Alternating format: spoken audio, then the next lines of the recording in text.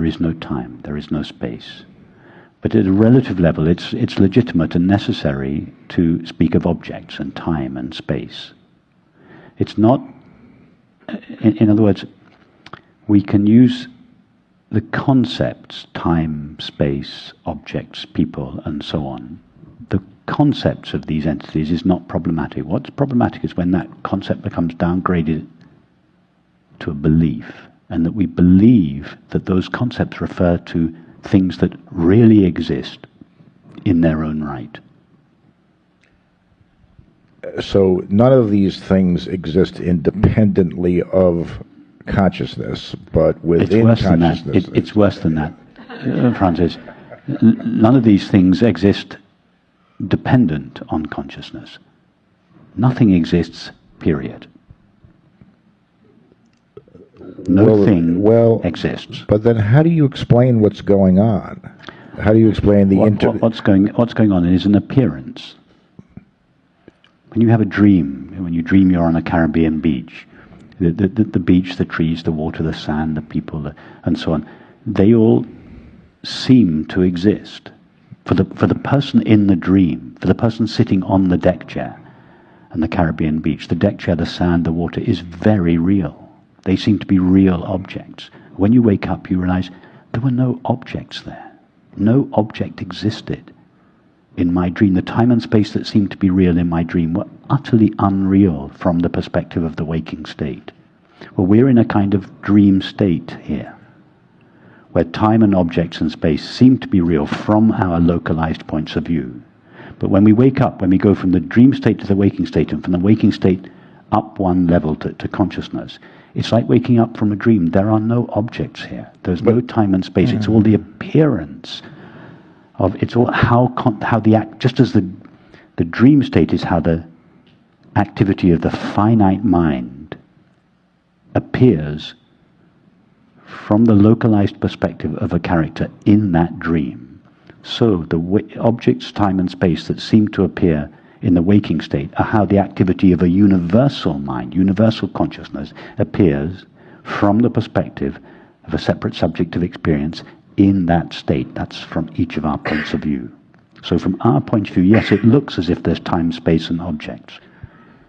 That's just an appearance. Well, I've heard you make this dream analogy many times, and are you saying that at some point, all of us who came here today to this retreat and are sitting in this room having this conversation with you, that none of this is actually happening except as a dream in the mind of consciousness? That's what I'm saying. And will consciousness ever wake up and say, oh, there was no retreat, there was no... Wake up right now.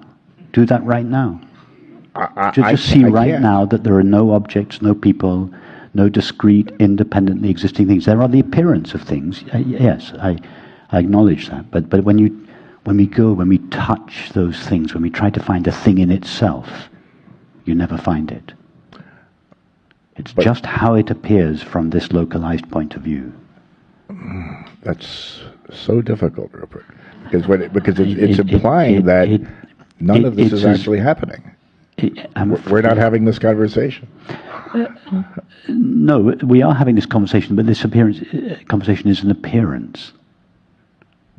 That means it's made out of awareness. It's all reality. All that's there is consciousness. That I can accept. I can accept that all of this is happening, but it's made out of consciousness, not matter. But yes, it's all the activity of consciousness, just like the dream is all the activity. The dream we have at night is the activity of our finite mind.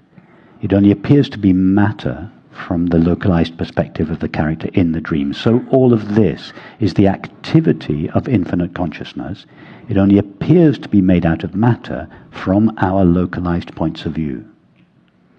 There's no matter there. There's nothing other than consciousness and its activity. So what happens when you walk out into the street and get hit by the bus? Well, the activity of consciousness appears as you being hit by the bus. That's. All right. I'm getting a D. I'm getting a D today. No. It's fine. Your objections are They're very legitimate. They're good objections. You should be doing exactly what you're doing, Francis. You're pushing. Your mind is raising objections, and you're doing exactly the right thing. When I say all of this is the activity of infinite consciousness, in the same way that a dream that we have at night is the activity of our finite mind. So the activity of our finite minds is what we call thoughts. Let's just call them thoughts. So all there is to the dream that we have at night is thoughts in our mind. Everything that appears in the dream is really a thought in the mind of the dreamer.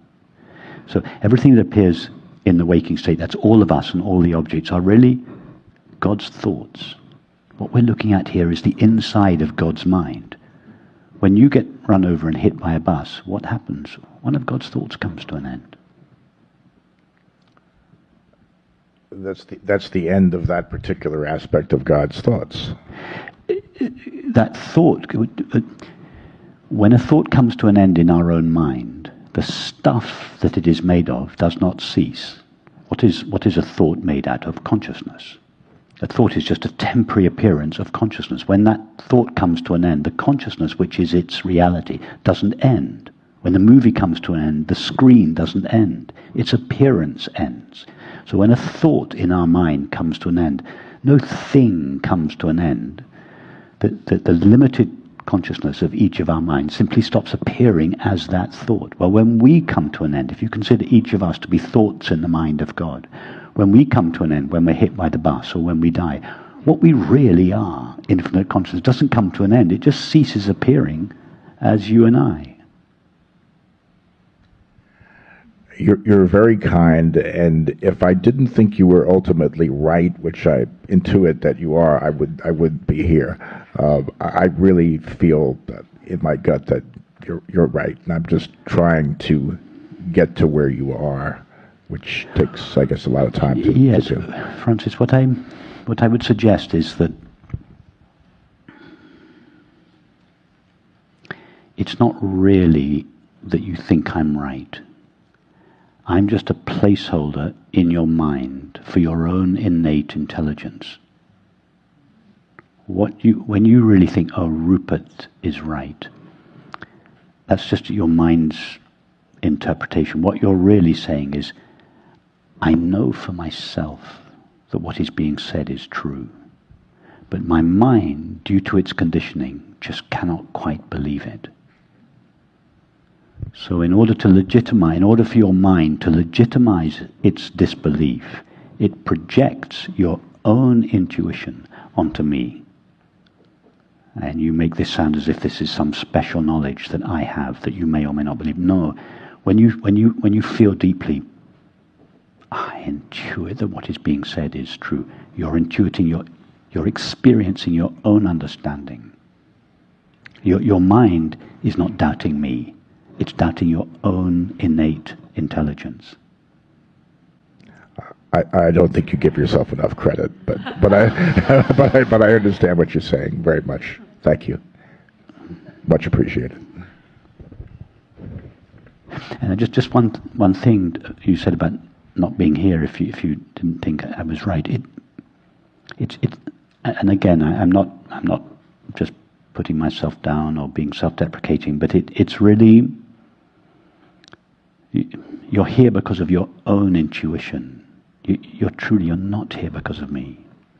You're here because this intelligence, this innate intelligence in you has woken up and is disturbing your mind, and is calling, it's impressing itself upon your mind, and your mind is in a state of rebellion. So, but it's really that your own innate intelligence that's brought you here. Well, you're right, but I will just say that if I hadn't found you, I wouldn't have embarked on this investigation, and I greatly appreciate it very much.